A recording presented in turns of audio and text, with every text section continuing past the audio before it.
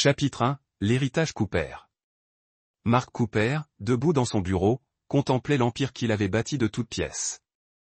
À 42 ans, il commandait une entreprise de sécurité privée qui gérait des situations délicates pour des clients fortunés. Des situations qui exigeaient un homme qui comprenne que certains problèmes ne pouvaient être résolus par les moyens conventionnels. Sa silhouette musclée et ses yeux gris et froids reflétaient des années de service militaire avant son passage à un emploi civil exigeant une précision absolue et une tolérance zéro pour la faiblesse. Le nom Cooper avait une signification particulière dans leur quartier aisé du Connecticut. Mark avait gravi les échelons après une enfance passée dans des familles d'accueil où il avait appris très tôt que faire preuve de clémence était le moyen le plus rapide de devenir la victime. Ces leçons lui avaient été utiles dans les Rangers de l'armée, puis pour faire de Cooper Security Solutions une entreprise multimillionnaire. Margarita Cooper née Whitehead avait été l'épouse idéale pour un homme de sa stature montante lorsqu'il s'était marié 15 ans plus tôt. Fille de Carol Whitehead, une éminente juge locale, elle avait apporté des relations sociales et un riche passé qui complétait la fortune croissante de Mark. Belle, raffinée et issue d'une famille respectée, elle semblait la partenaire idéale pour un homme déterminé à laisser son passé difficile derrière lui. Leur fils Tyler, aujourd'hui âgé de 13 ans, avait hérité des traits délicats de sa mère, mais aucune de son assurance sociale. Le garçon était brillant, déjà au niveau universitaire et manifestait un talent remarquable en informatique, mais terriblement timide. Mark avait tenté de l'endurcir par les arts martiaux et les activités de plein air, mais Margarita sapait constamment ses efforts, insistant sur le fait que leur fils était sensible et n'avait pas besoin d'être brutalisé. Les tensions s'accentuaient depuis des mois.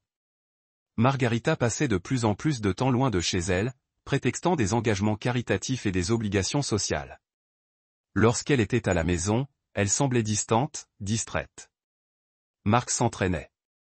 J'avais commencé à remarquer les petits détails, les nouveaux vêtements, les mots de passe modifiés sur ses appareils, la façon dont elle sursautait lorsqu'il entrait dans une pièce à l'improviste.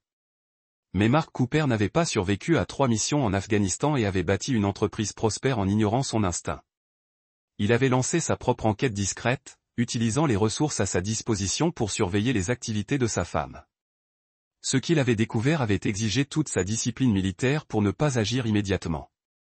Margarita entretenait une liaison avec Thomas Beck, un promoteur immobilier au discours flatteur qui fréquentait leur cercle social depuis 1 an. Beck était tout ce que Mark méprisait. Un homme qui avait hérité de l'entreprise de son père et qui se reposait sur son charme plutôt que sur ses compétences.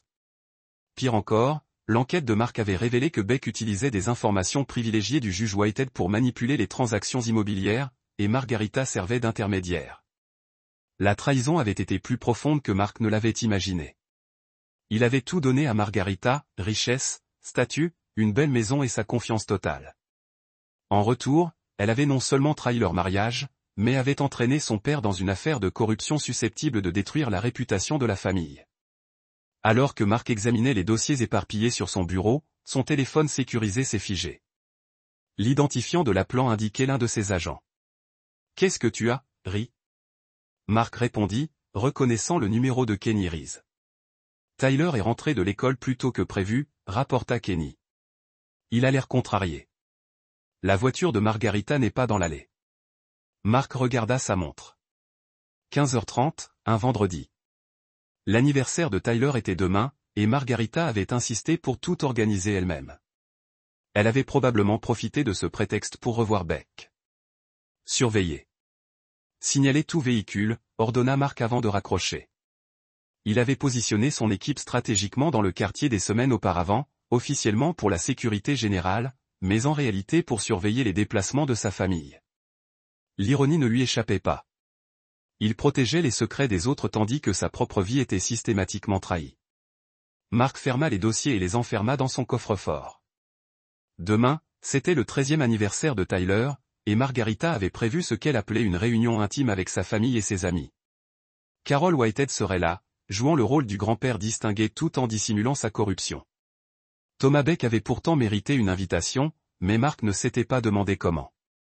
Ce qu'aucun d'eux ne savait, c'est que Mark avait passé des semaines à préparer le lendemain. La fête d'anniversaire serait certes mémorable, mais pas comme il l'espérait. Chapitre 2, le discours. Le samedi après-midi, une chaleur inhabituellement clémente d'octobre s'abattit sur la propriété Cooper. Margarita avait transformé leur jardin en ce qu'elle qualifiait de célébration sophistiquée pour le 13e anniversaire de Tyler. Des nappes blanches, un repas préparé par un traiteur et suffisamment de fleurs pour garnir un funérarium. 20 invités se mêlaient sur la pelouse impeccable, dont plusieurs camarades de classe de Tyler, mal à l'aise dans ce cadre formel. Mark se tenait près de la maison, observant l'assemblée avec une conscience tactique. La juge Carol Whitehead siégeait près du bar, régalant un petit groupe d'anecdotes du banc. À 71 ans, le juge restait une figure imposante, grand, aux cheveux argentés, avec cette présence imposante qui avait intimidé les avocats pendant 3 décennies. Ce que ses admirateurs ignoraient, c'est que Whitehead vendait des décisions favorables aux promoteurs depuis des années, sa fille servant d'intermédiaire. Thomas Beck se faufilait dans la foule avec une aisance maîtrisée, son costume de créateur et son sourire radieux, impressionnant les autres invités. À 38 ans, Beck possédait ce charme naturel qui faisait oublier son manque de prestige. Il avait bâti sa réputation en héritant de biens immobiliers de premier ordre de son père, puis en exploitant des relations corrompues pour agrandir son patrimoine. Ce jour-là, il jouait parfaitement le rôle de l'ami de la famille, complimentant Margarita pour l'organisation de sa fête tout en échangeant des regards complices lorsqu'il pensait que personne ne les regardait. Margarita elle-même était radieuse dans une robe bleue fluide que Mark lui avait offerte pour leur anniversaire, une ironie qui ne lui échappait pas. Elle zigzaguait entre les invités avec une énergie. Occupait tout le 3e étage, équipée de systèmes de surveillance et de logiciels analytiques qui rivalisaient avec les installations gouvernementales. L'étude de Mark avait été élargie pour s'adapter à l'entreprise croissante avec des systèmes de communication sécurisés et un stockage de preuves qui répondaient aux normes fédérales. « Papa », a déclaré Tyler en examinant les rapports commerciaux de la journée. « Je veux que vous sachiez quelque chose », Mark a recherché les états financiers trimestriels qui ont montré une croissance continue dans tous les secteurs d'activité. « Qu'est-ce que c'est ? Je suis fier d'être ton fils. Pas à cause de l'argent ou du succès commercial, mais parce que vous m'avez appris que les principes comptent plus que le réconfort. » Mark a ressenti une vague d'émotion qu'il contrôlait soigneusement. Tyler avait choisi d'honorer les leçons qu'ils avaient apprises ensemble plutôt que de ressentir les réalités sévères que ces leçons avaient révélées. « Et je suis fier de l'homme que vous êtes devenu, » Mark a répondu. Sourigé dans le monde entier, la place a souligné la place. La poursuite de l'expansion, protégée par une réputation de loyauté qui a attiré des clients tout en intimidant les menaces potentielles. Trahison. À l'avenir, a déclaré Mark, élevant sa tasse de café dans un toast simulé. Aux conséquences, Tyler a répondu, tirant sa tasse contre celle de son père. Mark sourit, satisfait du jeune homme que Tyler était devenu et de l'héritage qu'ils construisaient ensemble. Il survivrait à la trahison en choisissant la justice plutôt que le confort, la vérité sur les mensonges, les principes de la fidélité à la famille lorsque cette loyauté n'était pas méritée. Le nom de Cooper signifiait maintenant quelque chose de différent qu'il y avait il y a 5 ans. Où il représentait autrefois la respectabilité suburbaine construite sur la corruption cachée. Il représentait désormais l'intégrité sans compromis soutenue par la capacité de défendre cette intégrité contre toute menace. Mark Cooper avait complètement gagné. Ses ennemis avaient payé le prix ultime pour leur trahison. Alors que lui et Tyler étaient devenus plus forts, plus riches et absolument sûrs dans leurs principes. Le discours d'anniversaire qui avait commencé leur victoire n'était plus que l'histoire. Un rappel de ce qui s'est passé lorsque quelqu'un a essayé de voler à la famille Cooper. La justice avait été rendue. Des conséquences avaient été délivrées.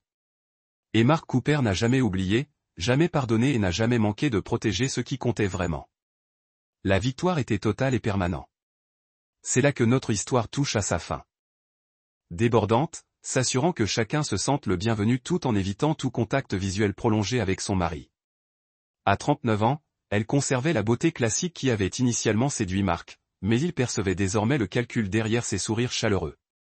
Tyler était assis seul à la table d'honneur, picorant son gâteau tandis que sa mère orchestrait les festivités autour de lui. Le garçon avait toujours été un observateur plutôt qu'un participant. Mais aujourd'hui, son calme habituel semblait plus troublé que timide. À plusieurs reprises, Mark remarqua Tyler qui observait Beck avec une expression trop entendue pour un adolescent de 13 ans. « Tyler, mon chéri », lança Margarita en frappant des mains pour attirer son attention. « Il est temps que tu dises quelques mots pour remercier tout le monde d'être venu. » Le visage du garçon pâlit. « Maman, je ne veux pas, n'importe quoi », l'interrompit-elle, sa voix prenant le ton tranchant que Mark entendait de plus en plus souvent. « Tu as 13 ans maintenant. Il est temps d'apprendre à t'adresser à un public correctement. Tyler jeta un coup d'œil à son père, qui hocha la tête d'un air encourageant. Le garçon n'avait jamais été à l'aise pour parler en public, mais Mark préférait affronter ses peurs plutôt que les éviter. Je ne sais pas quoi dire. Tyler balbutia tandis que les invités se tournaient vers lui. Le sourire de Margarita se crispa. Remercie tout le monde d'être venu et parle de ce que 13 ans signifie pour toi. Alors que Tyler restait figé sur sa chaise, le sang-froid de Margarita se brisa. Parle, lâche, lança-t-elle d'une voix sèche, sa voix résonnant dans la cour soudain silencieuse. Pas étonnant que tu n'aies pas de cran. Les invités s'agitèrent, mal à l'aise. Plusieurs parents échangèrent des regards inquiets tandis que leurs enfants observaient la scène qui se déroulait sous leurs yeux. Mark sentit sa mâchoire se serrer en voyant sa femme humilier leur fils devant ses amis. Le juge Whitehead, sentant peut-être le besoin de soutenir l'autorité de sa fille, s'avança avec un signe de tête dédaigneux. Ce garçon n'a aucune colonne vertébrale, déclara-t-il de sa voix de juge. Quelle déception. Mark s'avança vers Tyler, prêt à mettre fin à cette humiliation publique, mais son fils leva une petite main. Papa, attends, dit Tyler d'une voix à peine audible. J'ai un discours spécial pour maman. Le ton du garçon fit s'arrêter Mark. Le regard de Tyler avait changé. L'incertitude avait disparu, remplacée par une froide clarté qui rappelait à Mark sa propre expression face à un ennemi. Tyler se leva lentement, fouilla dans sa poche et en sortit un petit enregistreur numérique. Ses mains étaient fermes lorsqu'il le posa sur la table. Je tiens à remercier tout le monde d'être venu à mon anniversaire, commença-t-il d'une voix de plus en plus forte. Surtout Monsieur Beck, qui a été un si bon ami pour notre famille. Thomas Beck leva son verre de vin avec un sourire d'essai, mais Mark remarqua que le regard de l'homme fixait Tyler avec une attention nouvelle. J'ai beaucoup appris sur l'amitié cette année, continua Tyler. Comme la façon dont certains amis viennent nous voir quand papa n'est pas à la maison, et dont certains amis ont des conversations spéciales avec maman et papa dans leur bureau. Le visage de Margarita était devenu blanc. Tyler, ça suffit. J'ai enregistré une de ces conversations, dit simplement Tyler, son doigt sur le bouton de lecture. Voulez-vous l'entendre? Le silence s'étira comme un fil sur le point de rompre. L'expression autoritaire du juge Whitehead s'était estompée, remplacée par une expression proche de la panique. Thomas Beck était resté figé, son charme s'évaporant lorsqu'il réalisa ce qui se passait. Maman m'a toujours dit de parler plus fort, dit Tyler, sa voix jeune résonnant à travers l'assemblée figée. Alors, voici mon discours. Il appuya sur lecture. La voix de Margarita résonna dans la cour, claire comme du cristal, à travers le petit haut-parleur. Thomas, mon chéri, tu dois être plus prudent. Mark commence à se méfier des transactions immobilières. La voix de Beck répondit, ton père te garantit que les permis de construire seront accordés. Le jeu en vaut la chandelle. Je sais, mais si Mark apprend quelque chose sur nous, sur tout ça, il nous détruira tous. Tu ne le connais pas aussi bien que moi. Tandis que l'enregistrement continuait de détailler l'affaire et le plan de corruption, Margarita s'effondra sur sa chaise comme si ses liens avaient été coupés. Le juge Whitehead pâlit, son air distingué s'effondrant lorsqu'il réalisa que son petit-fils détenait des preuves de ses crimes. Thomas Beck s'enfuit. Il traversa la moitié de la pelouse avant que l'équipe de sécurité de Mark, positionnée comme un personnel de restauration, ne lui bloque efficacement la sortie. Kenny, vêtu d'un uniforme de serveur, se fraya un chemin sur le chemin de Beck avec un sourire poli qui n'atteignit pas ses yeux. « Vous partez si tôt, monsieur Beck ?» demanda Mark, sa voix tranchant le chaos tandis que les invités exigeaient des explications et que les parents rassemblaient leurs enfants. « Mais vous n'avez pas fini d'entendre le discours de Tyler. » Tyler leva les yeux vers son père avec une sagesse qui débordait bien au-delà de ses 13 ans. « Il y a plus, papa. Beaucoup plus. » Mark hocha la tête, profondément fier du courage de son fils. Le garçon avait hérité de plus que les traits de sa mère. Il avait hérité de l'instinct guerrier de son père. Alors, écoutons tout ça, dit Mark doucement. Chaque mot. Chapitre 3. La révélation. La fête d'anniversaire avait dégénéré en chaos. Les parents poussaient leurs enfants vers la sortie tandis que les invités, qui espéraient des ragots, se retrouvaient témoins de quelque chose de bien plus grave qu'un drame social. Le juge Whitehead était lourdement assis sur une chaise à proximité. Le visage blême, il contemplait la destruction d'une carrière soigneusement bâtie. Mark se tenait derrière son fils, une main sur l'épaule de Tyler tandis que le garçon continuait son enregistrement. L'appareil détaillait des mois de conversation entre Margarita et Thomas Beck. Chaque révélation était plus dommageable que la précédente. Des transactions immobilières truquées par la corruption judiciaire, des lois d'urbanisme truquées par le profit, et, par-dessus tout, sa femme servant de crieuse entre son père et son amant. « Éteins ça », murmura Margarita, les larmes aux yeux. « S'il te plaît, Tyler, pense à ce que tu fais à notre famille. » Tyler leva vers sa mère un regard impitoyable. « Tu l'as déjà fait, maman. » L'enregistrement révélait l'ampleur de leur trahison. Pas seulement la liaison, mais le projet de divorce de Mark après avoir conclu un dernier contrat de développement majeur. Ils avaient prévu de vider ses comptes et de disparaître, ne lui laissant que la certitude d'avoir été roulé pour un idiot. Alors que les derniers invités partaient, l'équipe de sécurité de Mark sécurisa efficacement la propriété. Thomas Beck était assis sur une chaise longue, entouré de 2 agents de Mark, qui semblaient tout droit sortis d'un manuel de sécurité d'entreprise. Le charme du promoteur immobilier s'était complètement évaporé, remplacé par la peur diffuse d'un homme réalisant qu'il avait gravement mal calculé. « Depuis combien de temps le savez-vous » demanda Margarita d'une voix à peine audible. Tyler répondit avant que son père ne puisse parler. « Je t'observe depuis 2 mois. La voiture de Monsieur Beck dans notre allée. La façon dont tu as changé après les voyages d'affaires de papa. Les appels téléphoniques étouffés. » Mark ressentit une nouvelle vague de fierté devant l'intelligence de son fils. Le garçon avait mené sa propre opération de surveillance, utilisant ses compétences informatiques pour accéder aux caméras de sécurité et son invisibilité naturelle pour se déplacer dans la maison sans être détecté. J'ai installé un logiciel d'enregistrement sur l'ordinateur de bureau de papa.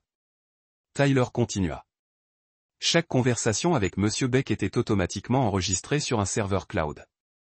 Le juge Whitehead retrouva enfin sa voix. Tyler, tu ne comprends pas ce que tu as fait. Ça va détruire. Tais-toi, dit Mark d'une voix douce, avec cette autorité qui avait permis aux soldats de survivre dans les zones de combat.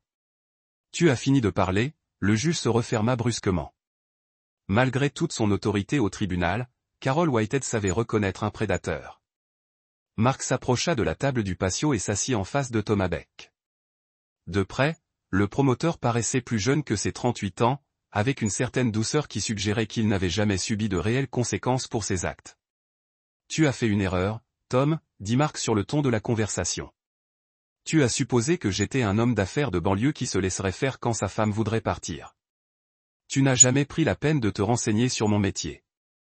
Le regard de Beck se porta vers les sorties, mais les hommes de Mark s'étaient positionnés avec une précision militaire. Il n'y avait aucune issue qui ne les traversât. Je gagne ma vie en protégeant les secrets des gens, continua Mark. Je sais comment recueillir des informations, monter des dossiers et détruire des ennemis. C'est mon point fort. Il sortit son téléphone et parcourut une série de photos. Elles avaient été prises hier. Votre rencontre avec Vincent Torres au sujet du projet de développement de Harbor Point. Torres travaille pour moi, d'ailleurs. Il travaille pour moi depuis 6 mois. Le visage de Beck devint blanc comme neige lorsque Mark lui montra des images nettes de leur rencontre soi-disant secrète. Vincent a enregistré chacune de vos conversations sur l'utilisation de l'influence du juge Whitehead pour accélérer l'approbation de votre projet. L'affaire Harbor Point était censée être votre coup de maître, n'est-ce pas? Celle qui vous permettrait, à ma femme et à vous, de disparaître avec 50 millions de dollars. Mark, s'il vous plaît. Commença Margarita, mais il la coupa d'un regard. Chaque compte bancaire, chaque société écran, chaque propriété que vous pensiez avoir cachée. Je suis au courant de tout. Je monte un dossier contre vous depuis des mois. Tyler s'avança, une tablette à la main. Papa, dois-je leur montrer les comptes offshore? Mark sourit, l'expression dénuée de chaleur. Pas encore, fiston. Gardons ça pour les autorités. Le juge Whitehead se releva péniblement. Vous ne pouvez rien prouver des décisions judiciaires. Tout est circonstanciel. Les enregistrements audio de vos promesses de jugement favorables en échange d'argent ne sont pas circonstanciels, interrompit Mark. Les dépôts bancaires, qui correspondent à votre calendrier judiciaire, non plus. Il fit un geste vers Kenyeri, qui sortit un épais dossier de sa veste. 2 ans de preuves, chaque pot de vin, chaque décision incongrue, chaque loi que vous avez contournée pour le profit. Tyler n'était pas le seul à enregistrer les conversations. Monsieur le juge, vous devriez vraiment faire plus attention à ce que vous dites dans les restaurants publics. Le silence s'éternisa tandis que l'étendue de l'enquête de Mark devenait évidente. Il ne venait pas de découvrir leur trahison. Il l'avait systématiquement documenté avec la précision de quelqu'un qui s'est monté un dossier solide. Que voulez-vous, demanda finalement Beck, la voix brisée. Mark se leva et s'approcha de son fils, posant les deux mains sur les épaules de Tyler. Je veux que vous compreniez une chose, tous les deux. Je ne pardonne pas. Je n'oublie pas. Et je n'ai aucune pitié pour ceux qui trahissent ma famille. Il regarda sa femme, la voyant clairement pour la première fois depuis des mois. Margarita, c'est fini. Les papiers du divorce seront déposés lundi matin. Tu n'auras rien. Le contrat de mariage que tu as signé couvre l'adultère de manière assez complète. Et toi, Tom? Il se tourna vers Beck. Tu vas aller en prison, mais pas tout de suite. D'abord, tu vas m'aider. Beck déglutit difficilement. Quoi? Le sourire de Mark était prédateur. Tu vas apprendre ce qui arrive quand on essaie de voler Mark Cooper. Vous l'êtes tous les deux. Tyler leva les yeux vers son père avec une confiance inconditionnelle. Le garçon avait choisi son camp, et il avait bien choisi. Quel est le plan, papa? Mark ébouriffa les cheveux de son fils, se sentant sincèrement heureux pour la première fois depuis des mois. Justice, Tyler. Nous allons leur donner exactement ce qu'ils méritent. La fête d'anniversaire était terminée, mais Mark la fête ferroviaire de Cooper ne faisait que commencer. Chapitre 4. Le piège. 3 semaines après la révélation de l'anniversaire de Tyler, la machine à vengeance de Mark Cooper commençait son opération méthodique. Depuis son bureau, il orchestrait une campagne qui aurait impressionné ses anciens commandants militaires par sa précision et ses éléments de guerre psychologique. Margarita avait emménagé temporairement chez son père, séjournant dans la demeure coloniale de la famille Whitehead, tandis que son avocat spécialisé en divorce cherchait des failles dans son contrat prénuptial à toute épreuve. Mark avait autorisé cet arrangement, sachant qu'il concentrerait ses cibles en un seul endroit où sa surveillance pourrait surveiller leurs moindres faits et gestes. Thomas Beck, quant à lui, avait tenté de maintenir sa routine habituelle, mais la pression invisible de Mark commençait déjà à faire des ravages. Des transactions immobilières échouèrent mystérieusement lorsque des permis clés furent retardés de manière inattendue. Les financements se tarirent lorsque les banques reçurent des informations anonymes sur les pratiques commerciales douteuses de Beck. Le promoteur immobilier perdait de l'argent, mais il ne comprenait pas encore que Mark contrôlait chaque revers. Rapport de situation, dit Mark dans son téléphone sécurisé, parlant à Félix Batt, l'un de ses agents les plus fidèles. Beck rencontre des investisseurs potentiels au Harbor Club. Félix annonce qu'il tente de sauver le projet Ocean View, mais il commence à s'agiter. Ses problèmes se répandent. Mark sourit d'un air sombre. Il avait lui-même étouffé les rumeurs, utilisant son réseau de contacts pour évoquer des doutes sur la fiabilité de Beck. Dans les cercles aisés où Beck opérait, la réputation était primordiale, et Mark la détruisait systématiquement. Et le juge? Whitehead essaie de contacter d'anciens collègues, probablement pour obtenir des conseils sur la gestion des dégâts. Nous surveillons toutes les communications. Mark raccroche et se tourne vers Tyler, assis à son ordinateur. Le garçon est devenu le plus proche allié de son père, mettant ses compétences techniques au service de l'opération. Comment se passe notre accès interne, demande Mark. Les doigts de Tyler effleurent le clavier. Je suis toujours connecté au réseau domestique de grand-père. Maman a changé ses mots de passe, mais elle utilise toujours les mêmes schémas. Je vois tous leurs emails et messages. La voix du garçon était impassible lorsqu'il parlait de son grand-père ou de sa mère. Depuis la fête d'anniversaire, Tyler avait fait preuve d'une résilience remarquable, acceptant la situation avec une maturité qui impressionnait Mark. L'enfant comprenait que la loyauté familiale se gagnait, pas seulement escomptée. Il prépare quelque chose. Tyler poursuivit en désignant son écran. Maman s'est renseignée sur les lois relatives à la protection de la vie privée, et Monsieur Beck a recherché des précédents judiciaires pour les preuves rejetées. Mark se pencha pour lire les communications interceptées par Tyler. Sa femme et son amant étaient désespérés, consultant des avocats pour connaître leurs options et discutant des moyens de discréditer les enregistrements. Ce qu'ils ne réalisaient pas, c'est que Mark avait bien plus de preuves que ce qu'ils avaient entendu le jour de l'anniversaire de Tyler. « Papa, » demanda doucement Tyler, « tu vas vraiment envoyer maman en prison ?» Mark réfléchit attentivement à sa réponse. Tyler était encore un enfant malgré son implication dans la révélation de la trahison. Ta mère a fait des choix, mon fils. Elle a préféré l'argent à la famille. Elle a préféré le mensonge à la vérité. Les actes ont des conséquences. Je sais, dit Tyler simplement. Je voulais juste m'assurer que tu n'allais pas lui pardonner comme tu as pardonné à grand-mère quand elle a volé ton argent dans ton portefeuille cette fois-là. Mark se souvenait de l'incident. La mère de Margarita avait été surprise en train de voler de l'argent pour alimenter une addiction au jeu. Mark avait alors choisi la clémence, mettant en place un traitement et un suivi plutôt que des poursuites. Sa gentillesse avait été récompensée par la gratitude et un changement de comportement. C'était différent. Ce n'était ni une addiction ni une faiblesse. C'était une trahison calculée qui aurait détruit tout ce que Mark avait construit. Son téléphone vibra, un SMS provenant d'un numéro non répertorié. Il faut qu'on parle. Thomas Beck le contactait, espérant probablement négocier un accord. Mark sourit en tapant sa réponse. Riverside Park dans 1 heure. Viens seul, Félix. Mark appela son agent. Beck mord à l'hameçon. Positionne ton équipe, mais reste invisible. Je veux qu'il pense que c'est une conversation privée. Tyler leva les yeux de son ordinateur. Puis-je écouter? Par micro, acquiesça Mark. Mais toi, reste ici, en sécurité.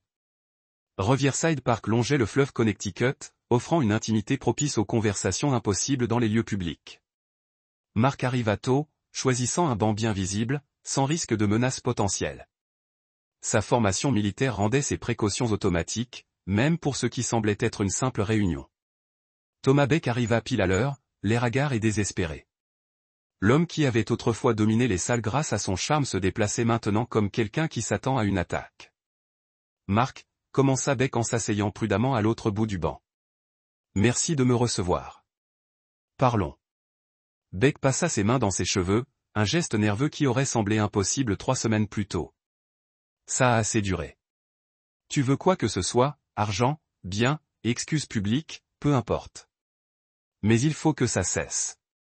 Mark observa l'homme qui avait tenté de lui voler la vie. Tu crois que c'est une question d'argent? N'est-ce pas toujours le cas? Beck tenta son vieux sourire confiant, mais son expression devint maladive. Tout le monde a un prix. Quel est le tien? Tu ne comprends toujours pas à quoi tu as affaire, dit doucement Mark. Ce n'est pas une négociation commerciale. C'est la guerre. Le sang-froid de Beck s'affaissa encore. Écoute, je sais que tu es en colère contre Margarita, mais les mariages se terminent tout le temps. On peut trouver une solution. Tu as essayé de me voler 50 millions de dollars, interrompit Mark. Tu as corrompu un juge. Tu as transformé ma femme en criminelle, et tu as fait tout ça en souriant à ma table et en me serrant la main. L'idée de l'argent, c'était Margarita. L'expression de Mark devint glaciale. Non. Beck se tut, réalisant peut-être enfin qu'il était assis à côté de quelqu'un qui avait tué des gens pour bien moins. Voilà ce qui va se passer, dit Mark sur le ton de la conversation.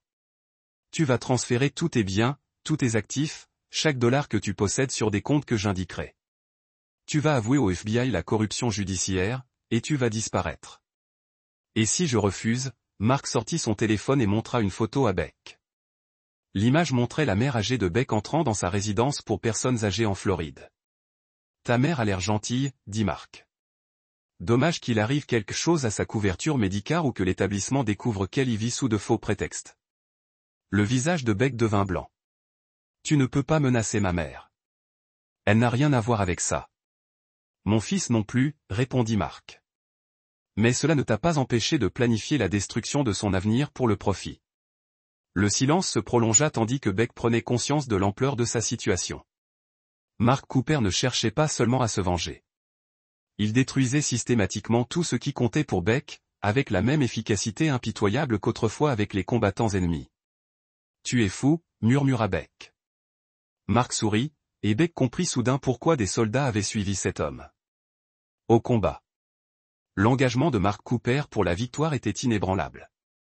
24 heures, dit Mark en se levant du banc, transférer tout avouer, ou tout perdre. Ah. Toi de choisir. Tandis que Mark s'éloignait, Beck resta sur le banc, les yeux rivés sur la rivière tandis que son monde s'écroulait autour de lui. Dans son oreillette, Mark entendit la voix de Tyler. Papa, il appelle maman. Je dois écouter? Enregistrer tout, répondit Mark. Il est presque temps de passer à la phase 2. Chapitre 5, la pression. L'appel désespéré de Thomas Beck à Margarita, intercepté et enregistré par le réseau de surveillance de Tyler, révéla exactement ce que Mark attendait, panique, reproches et recherche effrénée de voies de sortie. Aucune de ses cibles ne comprenait que Mark avait systématiquement fermé toutes les issues possibles avant de lancer son offensive. Il prévoit de fuir. Tyler rapporta depuis son ordinateur pendant que Mark examinait les derniers renseignements. Monsieur Beck veut tout liquider et quitter le pays. Maman essaie de l'en dissuader. Mark étudia les données financières compilées par son équipe. L'empire immobilier de Beck s'effondrait déjà, des problèmes mystérieux entachant chaque projet. Les permis disparaissaient, les investisseurs se retiraient et les entrepreneurs trouvaient soudain de meilleures opportunités ailleurs. Ce qui semblait être de la malchance était en fait le résultat de la campagne méthodique de Mark pour isoler et affaiblir sa cible. Où irait-il? Demanda Mark. Les doigts de Tyler dansèrent sur son clavier. Monsieur Beck avait fait des recherches sur les pays sans traité d'extradition. Maman s'intéressait aux vols privés. Horaire pour les îles Caïmans. Laissez-les planifier, dit Mark. La peur rend stupide. Son téléphone sécurisé sonna. Félix Batt appelait depuis son poste de surveillance devant le manoir Whitehead. Le juge Whitehead est en déplacement, rapporta Félix. Sa valise pleine a l'air paniquée. En route vers la gare. Mark consulta sa montre. 2 heures s'étaient écoulées depuis son ultimatum à Beck. La pression montait plus vite qu'il ne l'avait prévu. Suivez-le, mais n'intervenez pas. Je veux voir où il va. Mark se dirigea vers les baies vitrées de son bureau, contemplant la propriété qu'il avait bâtie au fil des années de discipline et de réflexion stratégique. Bientôt, ce serait la seule maison que Tyler ait jamais connue, libérée de la corruption et de la trahison qui avaient empoisonné leur famille. Son téléphone vibra, un SMS d'un numéro inconnu lui parvint.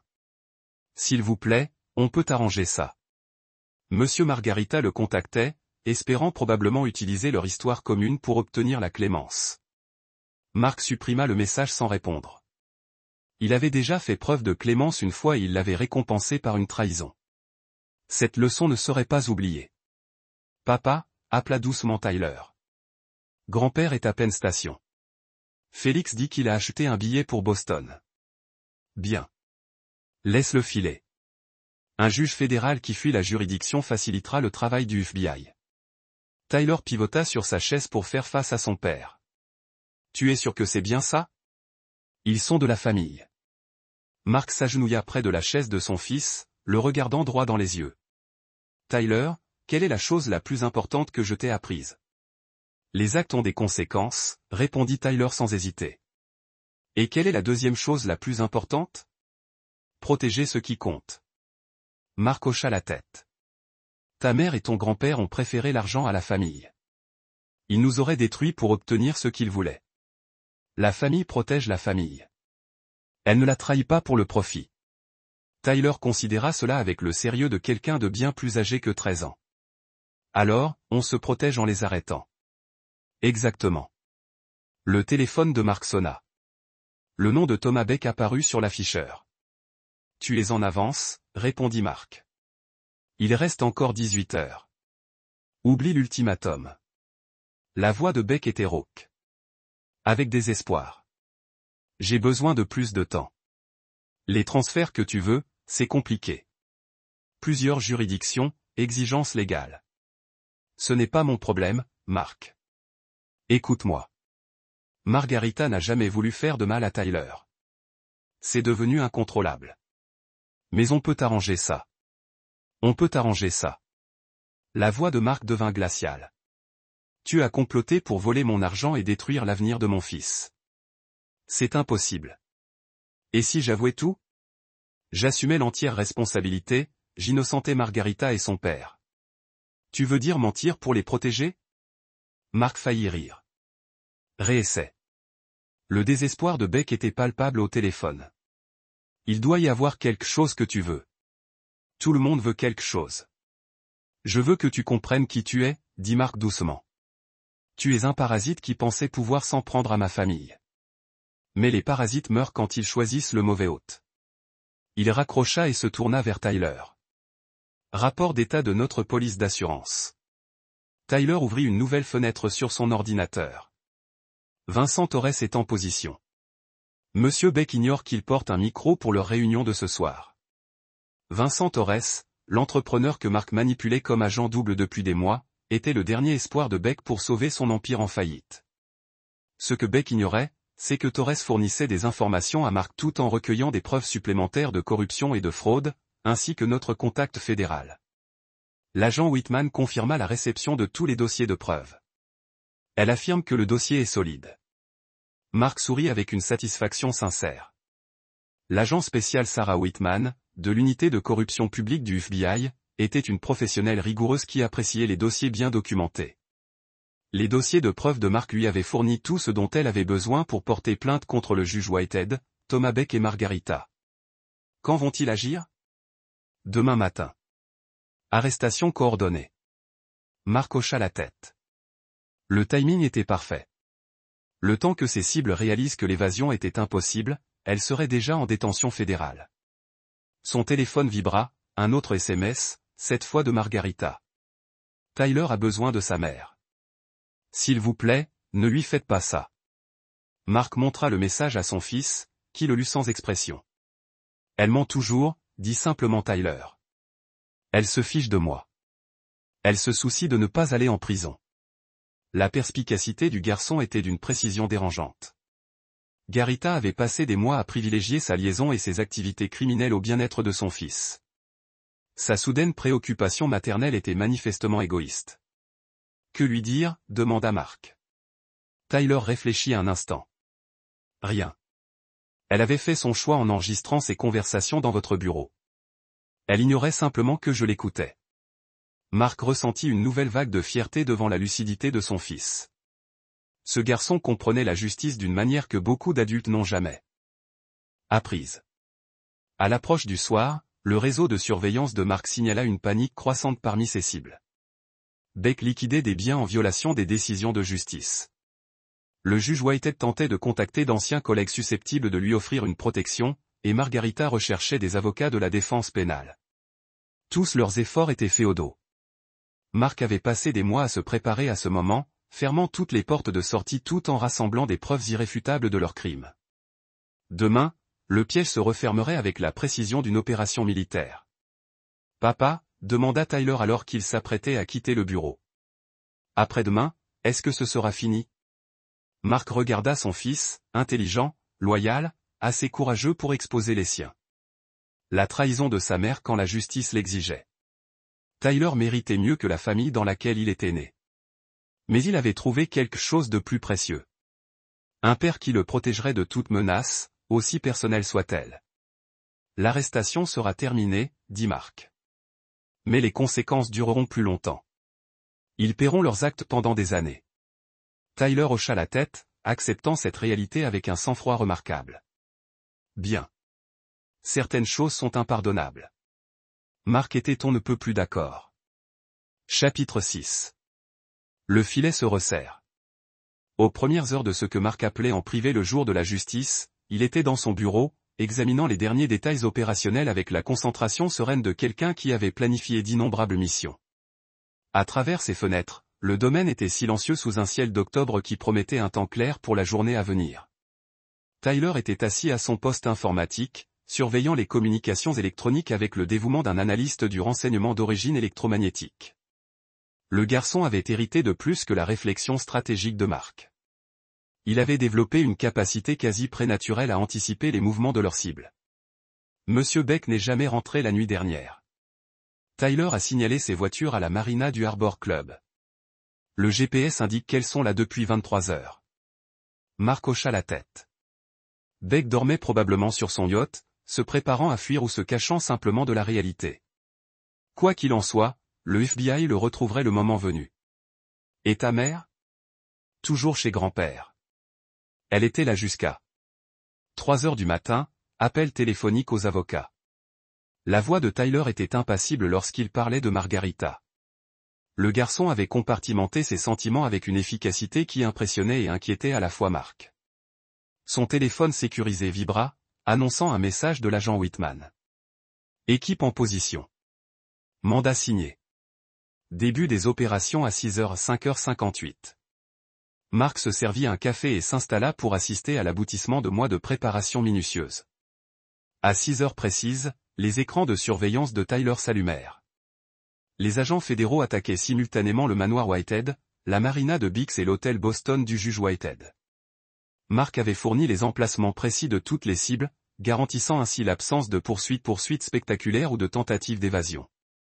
Ils ont attrapé grand-père, annonça Tyler, en regardant les images de sécurité de l'hôtel via une connexion que Mark préférait ne pas examiner de trop près.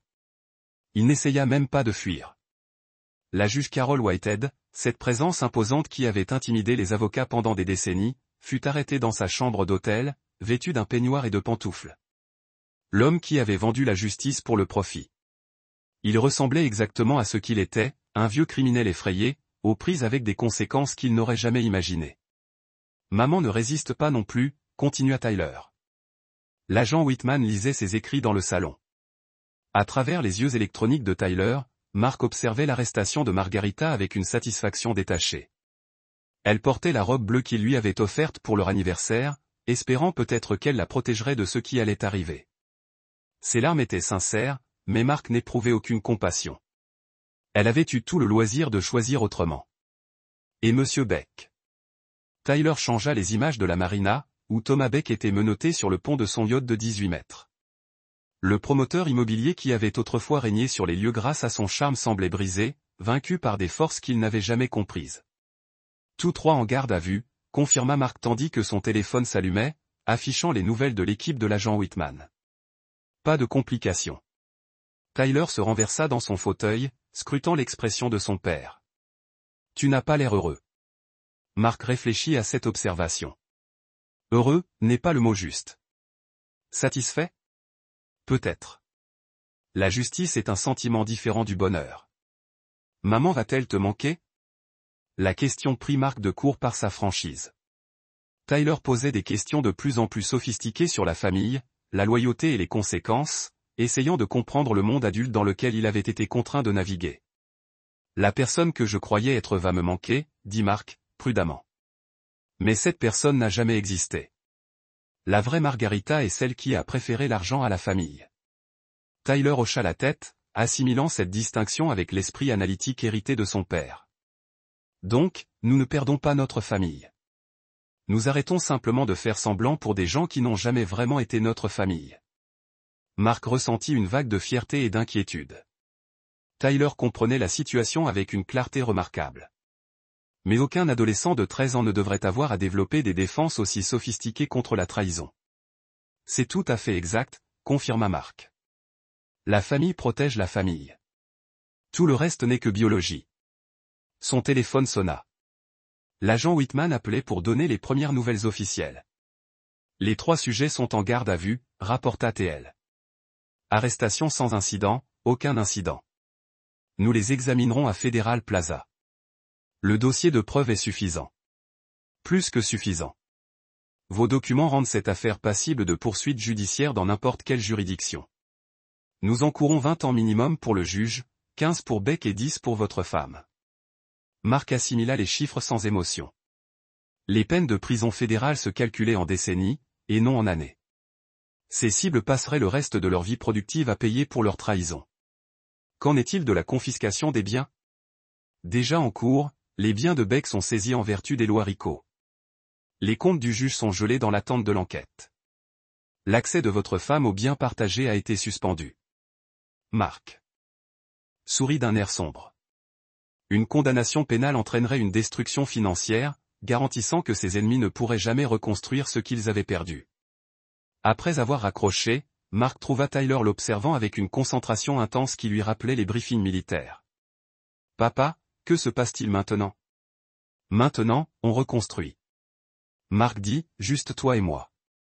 Pas de mensonges, pas de trahison, pas de gens qui prétendent nous aimer tout en planifiant notre destruction. » Tyler semblait satisfait de cette réponse.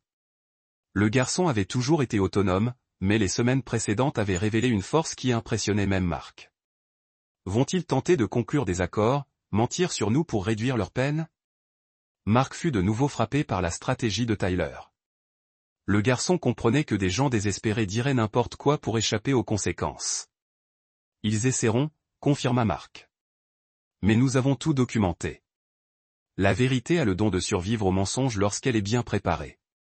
À midi, la nouvelle des arrestations avait fuité dans les médias locaux. Le scandale de corruption impliquant un éminent juge fédéral, un promoteur immobilier et l'épouse d'un homme d'affaires prospère fit la une de tous les médias du Connecticut. Le téléphone de Mark sonnait sans cesse, les journalistes cherchant des commentaires, mais ils s'attendaient à cette attention. Sa déclaration préparée était brève. Je coopère pleinement avec les autorités fédérales et j'ai une confiance totale dans le système judiciaire. Tyler suivit la couverture médiatique avec fascination. Il parle du plus grand scandale de corruption de l'histoire de l'État. Mark hocha la tête. Juge, les 30 ans de carrière de Whitehead avaient offert de nombreuses occasions de corruption, et le témoignage de Mark avait révélé des décennies de décisions biaisées et de justice pervertie. Êtes-vous fier de ce que nous avons accompli? Demanda Tyler. Mark réfléchit sérieusement à la question. La fierté semblait insuffisante au regard de ce qu'ils avaient accompli. Ils avaient affronté la trahison avec courage, rassemblé des preuves avec patience et cherché justice avec un engagement absolu. Je suis fier de vous, dit Mark. Vous aviez le choix entre protéger les criminels ou protéger la justice. Tu as bien choisi. Tyler sourit, la première expression sincèrement heureuse que Mark avait vue chez son fils depuis la révélation de la fête d'anniversaire. Et toi, papa? Alors que l'après-midi laissait place à la soirée, Mark et Tyler commandèrent une pizza et regardèrent la vie de leurs ennemis s'effondrer aux informations du soir. Les procureurs fédéraux parlaient déjà d'accusations supplémentaires, les enquêteurs découvrant des années d'activité criminelle. Demain, avocats, audiences et couverture médiatique seraient au rendez-vous. Mais ce soir-là, Mark Cooper était assis dans son bureau avec son fils, planifiant leur avenir avec la même précision minutieuse dont il avait fait preuve pour détruire leur traître. Justice avait été rendue. Les conséquences dureraient des années. Chapitre 7. Le jugement. 6 mois après les arrestations, le palais de justice fédéral de Hartford ressemblait à un cirque médiatique alors que le procès pour corruption de la décennie atteignait son apogée. Mark Cooper était assis dans la galerie, regardant son ex-femme témoigner contre Thomas Beck et son père, dans une tentative désespérée de réduire sa propre peine. À ses côtés, Tyler observait les débats avec le détachement analytique qu'il avait développé depuis la destruction de leur famille. La juge Carol Whitehead, autrefois la juriste la plus respectée du Connecticut, il était maintenant assis à la table des accusés, paraissant plus âgé que ses 71 ans.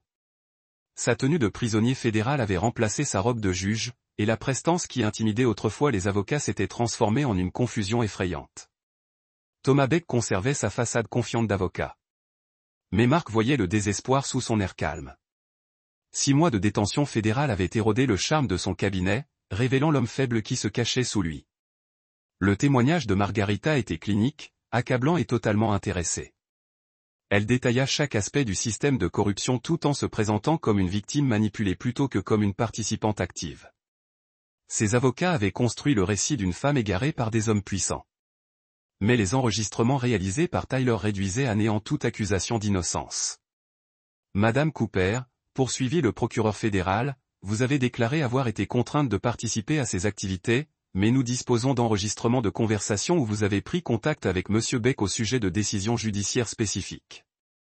Le sang-froid de Margarita se brisa légèrement. J'essayais de protéger les intérêts de ma famille en trahissant votre mari et la corruption du tribunal de votre père. Mark observait son ex-femme se débattre avec des questions sans réponse acceptable. Sa stratégie de défense consistait à se présenter comme une victime tout en fournissant des preuves contre ses complices. Les contradictions étaient évidentes pour tous dans la salle d'audience. Comment va-t-elle? Chuchota Tyler. Mal, répondit Mark d'une voix calme. Ses avocats essayaient de minimiser son implication, mais les preuves montraient qu'elle était au cœur de tout. Tyler hocha la tête, prenant des notes sur un bloc-notes avec la minutie de quelqu'un étudiant les procédures judiciaires. Le garçon avait passé des mois à préparer ce procès, sachant que la destruction finale de leur ennemi nécessiterait son témoignage sur les enregistrements. Lorsque Tyler fut appelé à témoigner, il s'approcha de la barre avec une assurance calme qui impressionna le jury. La procureure fédérale Sarah Whitman l'avait soigneusement préparé pour ce moment.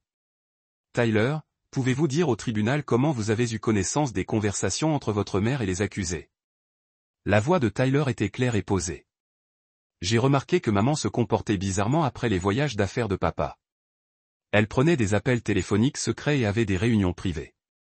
J'ai commencé à y prêter attention, car je m'inquiétais pour notre famille. Que as-tu fait? J'ai installé un logiciel d'enregistrement sur l'ordinateur de papa. Maman l'utilisait pour des appels vidéo avec Monsieur Beck quand papa n'était pas à la maison. L'accusation a diffusé des enregistrements sélectionnés. La jeune voix de Tyler fournissait des explications techniques sur la façon dont il avait recueilli et préservé les preuves de mois de complot criminel. Son témoignage était bouleversant précisément parce qu'il était dénué d'émotion. Un garçon de 13 ans présentait les faits sur la trahison de sa mère avec une précision scientifique. Lors du contre-interrogatoire, l'avocat de Thomas Beck a tenté de dépeindre Tyler comme un enfant manipulé, entraîné par un père vengeur. Tyler, est-ce que ton père t'a dit de faire ces enregistrements? Non, monsieur. Papa n'en a eu connaissance qu'à ma fête d'anniversaire. Ne te sentais-tu pas coupable d'avoir espionné ta mère? Tyler a examiné la question avec un sérieux visible. Je me sentais coupable de protéger des criminels. C'est pourquoi j'ai dit la vérité. L'échange a mis en lumière la lucidité morale de Tyler d'une manière qui a anéanti la défense. Voilà un enfant qui a choisi la justice plutôt que la loyauté familiale. La vérité plutôt que des mensonges faciles. Mark éprouva une immense fierté lorsque Tyler conclut son témoignage. Le garçon avait affronté un contre-interrogatoire hostile avec un courage qui avait impressionné les avocats chevronnés. Plus important encore, il était resté fidèle à ses principes malgré l'énorme pression pour protéger sa mère. Alors que le procès approchait des plaidoiries finales, les preuves contre les 3 accusés étaient devenues accablantes.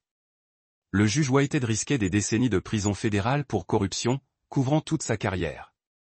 Thomas Beck était confronté à des accusations de RICO qui le ruineraient financièrement et personnellement. La coopération de Margarita avait réduit son exposition, mais ne pouvait l'éliminer complètement. Mesdames et messieurs les jurés, la procureure Whitman commença sa plaidoirie finale. Cette affaire concerne 3 personnes qui ont trahi la confiance du public à des fins personnelles. Le juge Whitehead a vendu la justice depuis son siège. Thomas Beck a acheté un traitement de faveur par la corruption. Margarita Cooper a servi de passerelle entre eux, facilitant des années d'activité criminelle. Elle désigna d'un geste la table des preuves, remplie de documents, d'enregistrements et de relevés financiers. Les preuves sont accablantes, car les accusés ont documenté leurs propres crimes. Ils se croyaient au-dessus des conséquences, protégés par leur position et leurs privilèges. Ils avaient tort. Mark observa les expressions du jury tandis que Whitman a détaillé l'ampleur de la corruption. 12 citoyens qui avaient confiance dans le système judiciaire apprenaient comment il avait été perverti à des fins lucratives. Les avocats de la défense ont déployé de vaillants efforts pour minimiser la culpabilité de leurs clients, mais les preuves étaient tout simplement trop complètes. Les mois de documentation minutieuse de Mark avaient constitué un dossier inébranlable qu'aucune manœuvre juridique ne pouvait vaincre. Après 3 jours de délibération, le jury a rendu des verdicts de culpabilité pour tous les chefs d'accusation majeurs. Le juge Whitehead a encouru 25 ans de prison pour corruption et racket. Thomas Beck a été condamné à 20 ans de prison, plus la confiscation de ses biens, ce qui le ruinerait financièrement. Margarita, malgré sa coopération, a été condamnée à 12 ans de prison pour son rôle central dans le complot. À la lecture des peines, Mark a ressenti la satisfaction d'une mission accomplie avec succès. Ceux qui avaient trahi sa famille passeraient le reste de leurs années productives dans une prison fédérale, leur réputation détruite, leurs biens saisis. Tyler a observé les débats avec la même concentration analytique qu'il avait démontré tout au long du procès. Lorsque Margarita a regardé vers la galerie tandis qu'on l'emmenait enchaîné, Tyler l'a rencontré. Un regard sans expression. Le garçon qui avait autrefois aimé sa mère inconditionnellement la voyait désormais telle qu'elle avait toujours été, une criminelle qui avait privilégié l'argent à sa famille. Devant le tribunal, des journalistes entouraient Mark et Tyler, cherchant des réactions à ces condamnations historiques. Monsieur Cooper, vous sentez-vous justifié par les verdicts d'aujourd'hui? La réponse de Mark était mesurée. Justice a été rendue. Le système a fonctionné exactement comme il se doit lorsque les criminels font l'objet d'enquêtes et de poursuites judiciaires. Tyler, que pensez-vous de la condamnation de votre mère? Tyler regardait droit dans la caméra avec un calme qui trahissait son âge. Les actes ont des conséquences. Elle a choisi d'enfreindre la loi et maintenant elle en paie le prix. Alors qu'il quittait le tribunal, Tyler posa la question que Mark attendait. « Papa, penses-tu qu'elle comprendra un jour ce qu'elle a fait de mal ?» Mark réfléchit attentivement à sa réponse. Margarita n'avait manifesté aucun remords sincère tout au long du procès. Elle s'était concentrée uniquement sur la minimisation de sa peine plutôt que sur la reconnaissance de ses crimes.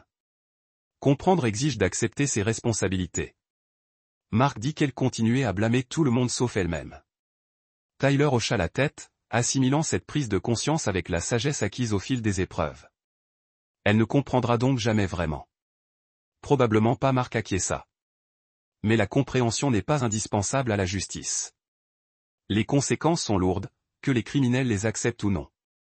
Ce soir-là, Mark et Tyler dînèrent dans leur restaurant préféré, marquant la fin d'un chapitre qui avait commencé par une trahison et s'était terminé par une victoire totale. Le garçon qui avait révélé les crimes de sa mère envisageait désormais un avenir fondé sur la vérité plutôt que sur le mensonge. « Que nous réserve la suite ?» demanda Tyler en repensant aux événements de la journée. Mark sourit, se sentant sincèrement optimiste pour la première fois depuis des années. Ce que nous voulons.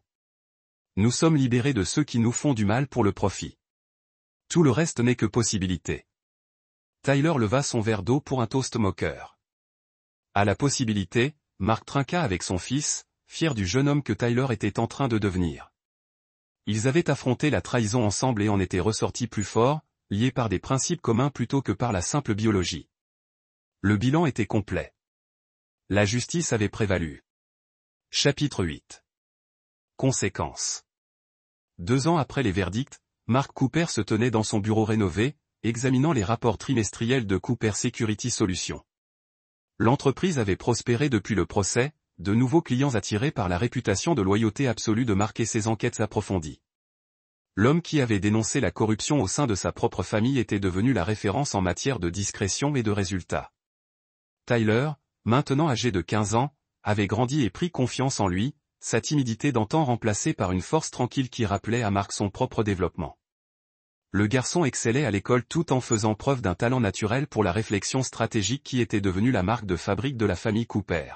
« Papa, tu devrais voir ça », lança Tyler depuis son poste informatique agrandi, qui rivalisait désormais de sophistication avec les opérations de surveillance professionnelle. Mark s'approcha et trouva Tyler en train de suivre les informations sur les libérations anticipées de prison fédérale. Le nom de Thomas Beck apparut à l'écran, accompagné d'une photo récente montrant un homme brisé d'une quarantaine d'années qui paraissait plus âgé de plusieurs décennies. « Ils l'ont libéré ?» demanda Mark, surpris par le développement. « Libération conditionnelle pour raison médicale », expliqua Tyler en lisant le communiqué officiel de libération. « Insuffisance rénale avancée, complication du diabète.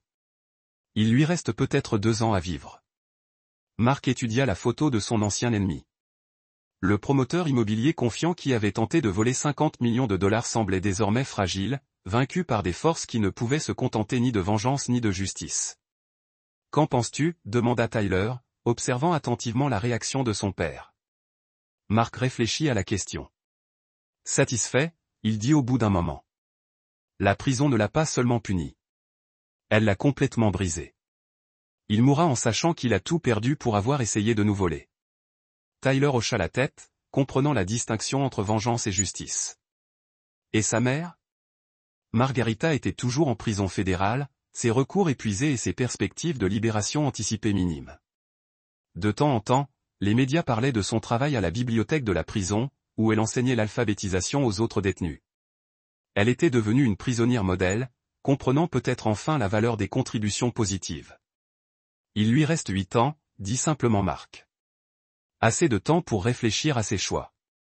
Tyler avait cessé de demander à rendre visite à sa mère depuis des années. Le garçon qui avait dénoncé ses crimes était passé de la colère à l'indifférence. Peut-être le châtiment le plus cruel pour celui qui avait été autrefois le centre de son univers. Le téléphone de Mark sonna, un appel de Félix Batt, devenu son directeur des opérations. « Mark, il faut que tu vois quelque chose. » Beck essaie de contacter Tyler via les réseaux sociaux. L'expression de Mark se durcit aussitôt. « Montre-moi. » En quelques minutes, Tyler avait retrouvé une série de messages envoyés sur ses différents comptes en ligne. Thomas Beck, mourant et désespéré, tentait de joindre le garçon qui avait contribué à détruire sa vie. Tyler, je sais que tu ne me le pardonneras jamais, mais j'ai besoin que tu comprennes quelque chose à propos de ta mère. Les messages détaillaient la prétendue réticence de Margarita à participer à l'opération de corruption, la présentant comme une victime de manipulation plutôt que comme une conspiratrice active. Beck tentait de redorer son blason aux yeux de Tyler, espérant peut-être une forme de rédemption avant sa mort. Il ment, dit Tyler d'un ton neutre, effaçant les messages sans les lire entièrement. J'ai les enregistrements. Je sais exactement ce que maman a dit et fait. Mark était fier de la lucidité de son fils. Tyler avait développé une immunité à la manipulation, comprenant que des gens désespérés diraient n'importe quoi pour changer des vérités dérangeantes. Devrions-nous réagir, demanda Tyler. Non, dit Mark fermement. Il est en train de mourir. Qu'il meure avec ses mensonges. L'interruption suivante vint d'une source inattendue. L'agent Sarah Whitman appelait du siège du FBI. Mark, nous avons un problème. Le juge Whitehead demande une rencontre avec vous et Tyler. Mark fronça les sourcils. L'ancien juge purgeait sa peine dans un établissement à sécurité minimale. Sa santé déclinait rapidement sous le stress de l'incarcération. Que veut-il? Il prétend avoir des informations sur d'autres affaires de corruption. Il dit qu'il ne parlera qu'à Tyler. Le premier réflexe de Mark fut de refuser. Carol Whitehead avait perdu tout droit de contacter son petit-fils lorsqu'il avait choisi la corruption plutôt que la famille. Mais Tyler avait entendu la conversation et avait surpris son père par sa réponse. Je le rencontrerai, dit Tyler doucement. Mais seulement si tu es là aussi. Mark observa l'expression de son fils, y voyant de la détermination plutôt que de l'émotion. Pourquoi? Parce que je veux le regarder dans les yeux et lui dire exactement ce que je pense de ce qu'il a fait. Il doit savoir que ses choix ont détruit notre famille. La rencontre avait été organisée au centre fédéral où le juge Whitehead purgeait sa peine. Mark et Tyler furent escortés à travers de multiples contrôles de sécurité jusqu'à une salle de conférence où l'ancien juge attendait sous la surveillance d'un gardien. Carol Whitehead avait considérablement vieilli pendant son incarcération. L'imposante figure qui dominait autrefois les salles d'audience paraissait désormais frêle. Ses costumes coûteux avaient été remplacés par l'uniforme d'un prisonnier fédéral. Tyler, commença-t-il, la voix tremblante d'émotion. Je sais que tu me détestes, mais j'ai besoin que tu comprennes. Je comprends parfaitement, l'interrompit Tyler, sa voix de 15 ans empreinte d'une autorité adulte. Tu as vendu la justice pour de l'argent. Tu as corrompu maman. Tu aurais ruiné l'entreprise de papa si je ne t'avais pas arrêté. Le sang-froid de Whitehead se brisa. Je n'avais jamais voulu que cela aille si loin. L'argent semblait inoffensif au début. 25 ans de corruption, ce n'est pas sans conséquence, dit froidement Tyler. Tu as trahi tous ceux qui faisaient confiance au système judiciaire. Tu mérites tout ce qui t'est arrivé. Mark regarda son fils rendre son jugement avec la même lucidité morale dont il avait fait preuve pendant le procès. Tyler était devenu la conscience de la famille, insensible aux manipulations et attaché à la vérité, quel qu'en soit le prix personnel. Je meurs, avait murmuré Whitehead. Cancer du foie. Il reste peut-être 6 mois. L'expression de Tyler ne changea pas. Alors, la simple question flottait dans l'air comme un réquisitoire.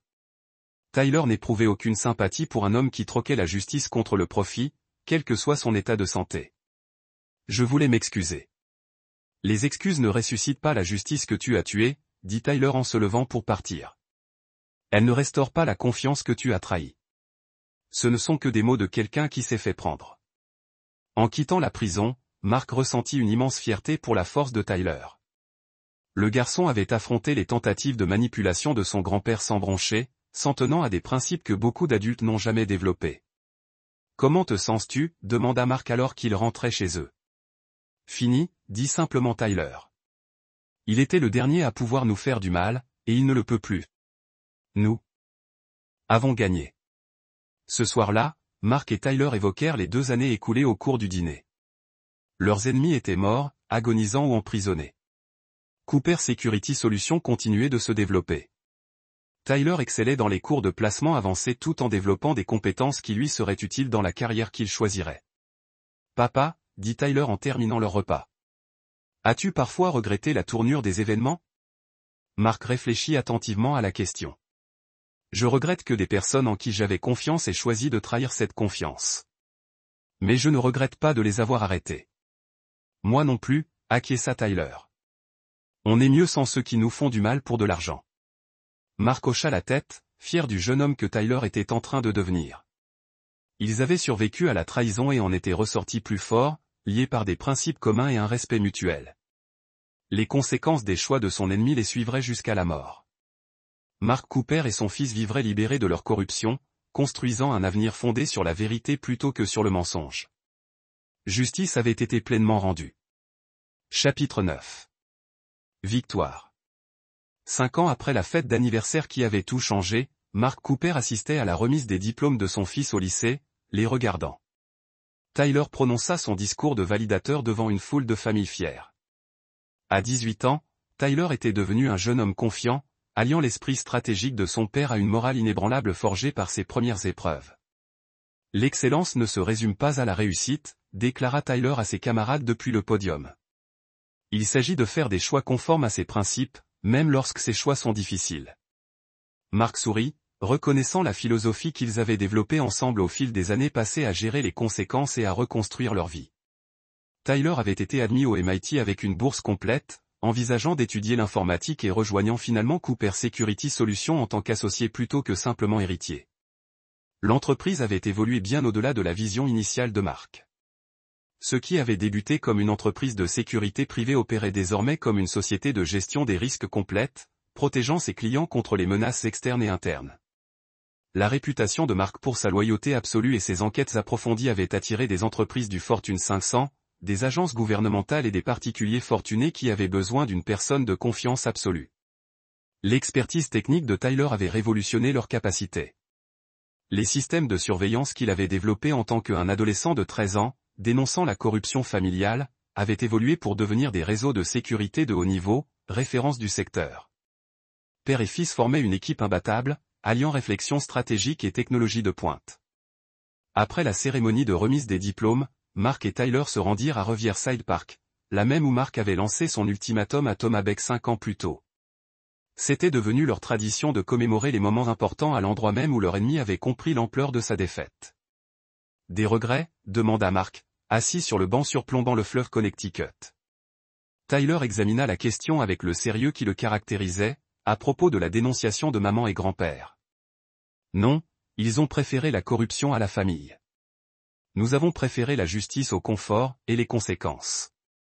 Ils ont mérité chaque jour de prison, chaque dollar perdu, chaque relation détruite, répondit fermement Tyler. Les actes ont des conséquences. Ce n'est pas notre faute. C'est juste la réalité. Mark éprouva une profonde satisfaction devant la lucidité de son fils. Tyler n'avait jamais hésité dans son engagement envers la vérité, même lorsque cet engagement exigeait un sacrifice personnel dévastateur. Thomas Beck était décédé 18 mois plus tôt, une maladie rénale l'ayant finalement emporté dans un centre de soins palliatifs. L'ancien promoteur immobilier avait passé ses dernières années dans la pauvreté, ses biens saisis et sa réputation détruite. Mark n'avait ressenti aucune satisfaction à sa mort, simplement le soulagement qu'apportait une justice rendue. La juge Carol Whitehead était décédée 6 mois après leur réunion en prison, d'un cancer du foie, mettant fin à une vie marquée par la corruption et la trahison. Son héritage judiciaire était à jamais entaché par de multiples affaires en cours d'examen en raison de sa tendance avérée à vendre des décisions favorables.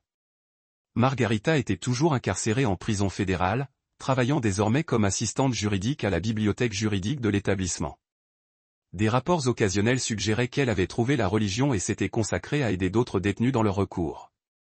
Mark n'éprouvait aucune animosité envers sa transformation.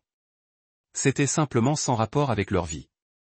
Elle m'a de nouveau écrit, mentionna Tyler avec désinvolture, faisant allusion aux tentatives périodiques de sa mère pour me contacter.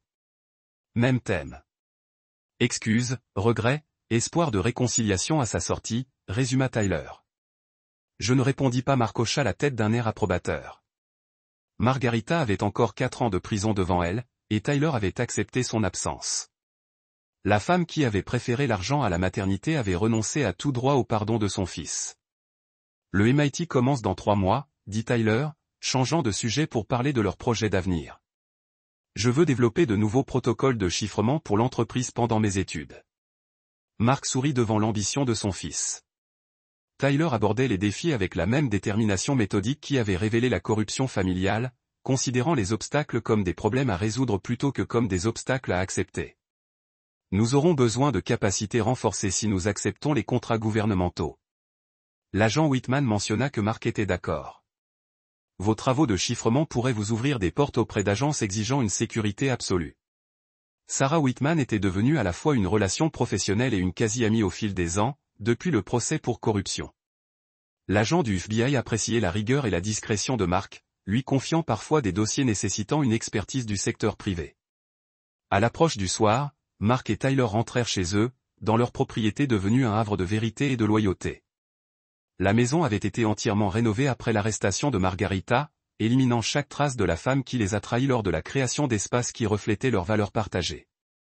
Le laboratoire informatique de Tyler A.